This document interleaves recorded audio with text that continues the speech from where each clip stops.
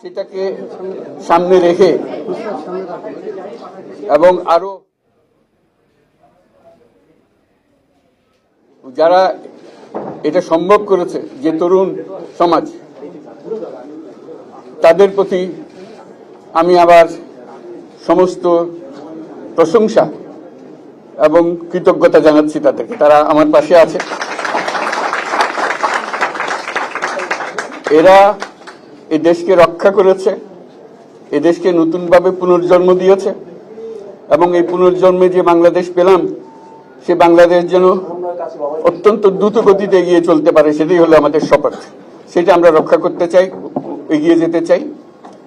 আজকে আবু সাঈদের কথা মনে পড়ছে আমাদের, যে আবু সাঈদের ছবি বাংলাদেশের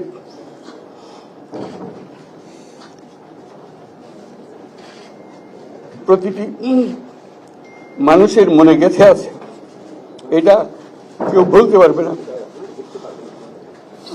কি অবিশ্বাস্য একটা সাহসী যুবক, বন্দুকের সামনে দাঁড়িয়ে আছে এবং তারপরে থেকে কোন যুবক, কোন যুবতী আর হার মানে নাই, সামনে গিয়ে আছে এবং বলছি যত গুলি মারো, মারতে পারো, আমরা আছি।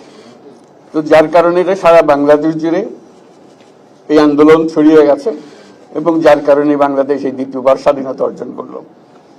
এই স্বাধীনতাটা আমাদেরকে রক্ষা করতেই হবে। শুধু রক্ষা করা নয়, এই স্বাধীনতার সুফল প্রতিটি মানুষের ঘরে পৌঁছাতে হবে, তা না হলে এই স্বাধীনতার কোনো দাম নেই। এই স্বাধীনতাটাকে পৌঁছানো হলে আমাদের শপথ, আমাদের যে প্রতিজ্ঞা, যে আমাদেরকে এটা করতে হবে, ঘরে ঘরে পৌঁছাতে হবে। মানুষ যেন জানে যে বাংলাদেশ স্বাধীন হওয়ার অর্থ হলো তার নিজের ভবিষ্যতের পরিবর্তন। এটা যেন প্রত্যেকে বুঝে নেয় এবং আজকের তরুণ সমাজকে বোঝানো যে এই দেশ, এটা তোমাদের হাতে, তোমরা এটাকে তোমাদের মনের মতো করে গড়ে তুলবে। তোমরা যেভাবে স্বাধীন করতে পেরেছো, তোমরা এটাকে তোমাদের মনের মতো করে গড়তেও পারবে এবং তোমাদের দেখে সারা দুনিয়া শিখবে কিভাবে একটা দেশ, একটা তরুণ সমাজ গ্রহণ করতে পারে এবং তাকে পাল্টে ফেলতে পারে। তাদেরকে আমি বারে বারে এমনি উপদেশ দিই যে পুরনোদের বাদ দাও, তাদের এই পুরনো চিন্তা দিয়ে এটার মুক্তি আমাদের হবে না করি, সারা দুনিয়ার মধ্যে এটা হবে না। এটা শুধু বাংলাদেশের কথা না, সারা দুনিয়াকে জুড়ে কথা বলছি। তোমাদের মধ্যে যে শক্তি আছে, যে ক্রিয়েটিভিটি আছে, সৃজনশীলতা আছে, সেই সৃজনশীলতাকে কাজে লাগাতে হবে। এটা শুধু বই খাতাতে লেখার জিনিস না, এটাকে প্রকাশ করার জিনিস, স্থাপন করার জিনিস, সেটা করা। এটা আমরা এই আজকে আমাদের পুরো কাজটা হলো, দায়িত্বটা হলো, তারা যেটা অর্জন করে নিয়ে এসছে এখন তাদেরকে দিয়ে এটাকে করিয়ে দেওয়া, আমাদের সমস্ত কাঠামোগুলো পরিষ্কার করে দেওয়া। সরকার বলে একটা জিনিস আছে, কিন্তু মানুষের কোনো আস্থা নেই। মানুষ মনে করে সরকার একটা দমন পীড়নের একটা যন্ত্র, যেখানে পায়, যেখানে সুযোগ পায় তার একটা কষ্ট দেওয়া, তার থেকে নিংড়ে দেওয়া, যে সকল স্তরে। এটা হলো তার থেকে কেমন ভাবে সামাল দিতে হবে, তাকে একটা ভয়ের একটা জিনিস, তাকে সামাল দিয়ে চলা, এটা হলো সরকার। এটা সরকার হতে পারে না। সরকারকে দেখে মানুষের বুক ফুলে উঠবে যে আমাকে সাহায্য করবে, আমাকে রক্ষা করবে, আমার সরকার আমার জন্য দাঁড়াবে। সরকার তার জন্য দাঁড়ায় না কোনো সময়। যে সরকার হবে, সেই সরকার মানুষকে রক্ষা করবে, মানুষের আস্থাভাজন হবে। কেউ জোর করে তাকে বলার ভালো আছে এটা না, সে নিজে নিজে বিশ্বাস করবে। সরকারি লোক দেখলে বলছে আমার লোক, আমাকে রক্ষা করার লোক। সেই আস্থাটা আমাদেরকে ফিরিয়ে আনতে হবে মানুষের মনে, তাহলে মানুষও যোগ দেবে এটাকে। মানুষ এখন পিছিয়ে থাকে যে কিসের মধ্যে আমাদেরকে ঢুকিয়ে দিচ্ছে। আমরা যেন জানতে পারি যে এইটা আমরা সবাই মিলে আমরা অগ্রসর হতে পারি। একটা বড়, সারা বাংলাদেশ একটা বড় পরিবার, এই পরিবার আমরা একসঙ্গে চলতে চাই এবং আমাদের মধ্যে দ্বিধা দ্বন্দ্ব যা কিছু সরিয়ে ফেলতে চাই। যারা বিপথে গেছে তাদেরকে পথে আনতে চাই, যাতে করে একসঙ্গে আমরা কাজ করতে পারি। এর মধ্যে আমরা শুনলাম, আসার পথে শুনে আসছি যে এখানে আইন শৃঙ্খলার ব্যাঘাত হচ্ছে, মানুষকে আক্রমণ করছে, ঘরবাড়ি জ্বালিয়ে দিচ্ছে, সম্পদ জ্বালিয়ে নষ্ট করছে, চুরি করছে, দিয়ে যাচ্ছে, অফিস আদালতে আক্রমণ করছে, সংখ্যালঘুদের উপর আক্রমণ করছে, হিন্দু, বৌদ্ধ, খ্রিস্টান, আহমদিয়া সবার উপর আক্রমণ করছে। এগুলো হলো ষড়যন্ত্রের অংশ। এগুলো আমাদের বিষয় না। আমাদের কাজ হলো এটাকে রক্ষা করা, সবাইকে রক্ষা করা, প্রতিটি মানুষকে, প্রতিটি মানুষ আমাদের ভাই, আমাদের বোন, তাদেরকে রক্ষা করা এবং আমাদের একটা শৃঙ্খলা ফিরিয়ে আসা। বিশৃঙ্খলা, সহিংসতা, এগুলো হলো অগ্রগতির বড় শত্রু।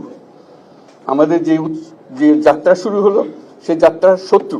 কাজে এই শত্রুকে যাতে রোধ করা যায়, তাদেরকে বুঝিয়ে শুনিয়ে হোক, তাদেরকে আইন শৃঙ্খলার হাতে দিয়ে হোক, এটা বোঝাতে হবে। তাকে মেরে পেটে এটা ঠিক না, আইন শৃঙ্খলা নিজের হাতে ঠিক না। তাকে আমাদের আইন শৃঙ্খলা বাহিনী এমন হতে হবে, তাদের হাতে সুপর্দ করলে আমরা নিশ্চিন্ত থাকবে তার একটা বিহিত হবে। এমনগুলো আমরা হাতে দিয়ে দিলাম, 2 টাকা দিয়ে আবার ছেড়ে দিল, এটা যেন আবার না হয়। তা আমাদের সেই আস্থাটা আমাদেরকে আনতে হবে। কাজে আইন শৃঙ্খলা এখন আমাদের প্রথম কাজ। এই আইন শৃঙ্খলা ঠিক না হওয়া পর্যন্ত এটা আমরা অগ্রসর করার জন্য পদক্ষেপ নিতে পারবো না। আপনারা আমার উপরে আস্থা রেখে আমাকে জানিয়েছে, ছাত্ররা আমাকে আহ্বান দিয়েছে, সেটাতে আমি সাড়া দিয়েছি। দেশবাসীর কাছে আমার আবেদন, আপনারা যদি আমার উপরে বিশ্বাস রাখেন, আমার উপরে ভরসা রাখেন, তাহলে নিশ্চিত করেন যে দেশে কোনো জায়গায় কারো উপরে হামলা হবে না। এটা আমাদের প্রথম দায়িত্ব।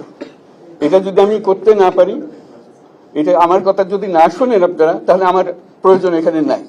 আমাকে বিদায় দেন, আমি আমার কাজে থাকি, সেখানে আমি ব্যস্ত থাকি। যদি আমাকে প্রয়োজন মনে করেন, তাহলে আমাকে প্রয়োজন মনে করলে আপনাদেরকে দেখাতে হবে যে আমার কথা আপনারা শোনেন। আমার কথা না শুনলে আমার কোনো প্রয়োজন নাই। আমার প্রথম কথা হলো, আপনারা বিশৃঙ্খলা থেকে দেশকে রক্ষা করেন, আপনারা সহিংসতা থেকে দেশকে রক্ষা করেন, যাতে আমরা যা আমাদের ছাত্ররা আমাদেরকে পথ দেখায়, সেই পথে আমরা এগিয়ে যেতে পারি। এটা একটা খুব সুন্দর দেশ হতে পারে বাংলাদেশ, একটা খুব সুন্দর দেশের সম্ভাবনাময় দেশ। কাজে এই সম্ভাবনাগুলোকে আমরা নষ্ট করে দিয়েছি। এখন আবার সেই বীজতলা আবার তৈরি করতে হবে, আবার আমাদেরকে জেগে উঠতে হবে।